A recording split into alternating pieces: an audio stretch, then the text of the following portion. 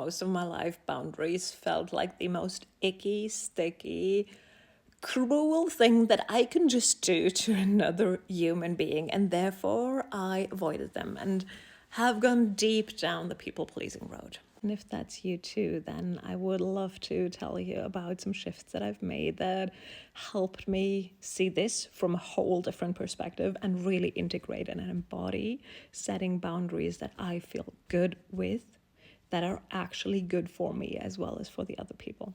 Hi, I'm Anna. I'm a highly sensitive entrepreneur and mother, and it took me quite a while to navigate this journey. So that's what I'm teaching other women now. That's what I'm supporting other women now with, is your sensitivity can be your greatest strength, and your life with your sensitivity can be the most easy, empowering thing. And this ties very much hand in hand with the boundary topic. So boundaries, as someone who's sensitive to all the emotions in the room, all the expectations, the whole energy thing that you feel when you enter a room, it makes it quite hard to set a boundary that says like, no, that's not for me, because you feel everything that other people feel, and it makes you physically uncomfortable to feel the disappointment or frustration that other people have when you set a boundary. So what happened for me, and I know a lot of women that have the same challenge, is that you learn to not even go there. You learn to not even go down that road of frustrating someone else, aka people pleasing, and not setting a boundary for yourself, because you feel the pain that you would cause in others, quote unquote. And shifting this feels totally impossible until you realize that the moment you focus more on how other people feel, it's two things. It's actually neglecting yourself, but also at the same time, it is a protection mechanism from your nervous system, from your inner child, if you wish so. And it kind of has an aspect of manipulation to it. And I say this with a lot of love. I've rejected this component for so long. So this is not to shame you. That is more to pattern interrupt, because we sometimes need this like, oh, really? That's what I'm doing. That's not what I want to do moment. And this is exactly it. So when you please someone else before they even have gone to say no or state whatever they feel, because you try to kind of protect yourself and the other one from the frustration, from the disagreement, the disappointment, whatever could happen in your mind, you are manipulating their reaction. You manipulating their energy, and therefore the outcome of that conversation, the outcome of the day or the project or whatever you're working on, or talking about with that other person. And it is not as selfless as you think. It's not only to protect that other person. It is, if you really check in, you might feel that as well. It is a lot about protecting ourselves, because we think we cannot handle possibly ever the frustration and disappointment from that person, as well as our own disappointment, our own frustration, our own, this feeling of like, oh my God, that's the most uncomfortable thing in the world.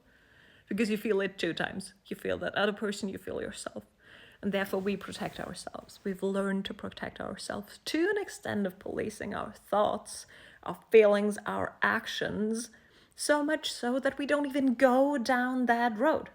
It's kind of if you want to go from London to Paris and you have such an anxiety of flying, but your soul calls you there, that you go to the airport and then you go back. You go to the airport and then you go back, and then you don't even go to the airport, but you know you need to go. Let that sink in for a little second and see how it feels for you. There might be discomfort, stress, contraction, whatever. It's fine if it comes up, because it has been stored, and I would love to help you release a little bit of this right away. We can dive so much more deep, but not within a short TikTok video. So if you feel that contraction, rub your hands together, both of them, and put them over your eyelids. And then go to your temples, behind your ears, down your neck with both hands, hanging a little bit on your shoulder where the tension lies, and end at your heart space. Take a deep breath and maybe a sigh out and repeat 3 times. This is my go-to relaxation exercise, nervous system and energy work one-on-one tool that I use all the time. And it really helps your body to realize that you're safe right now. We're even just thinking about it, your body reacts in a way. We're just talking about a thing. We're not even experiencing it. And it's kind of like gently calling our body back and say like, hey, all is fine here. We can at least speak that through. We can at least think that through. And that's always the first step. We can go deeper now, reprogram that.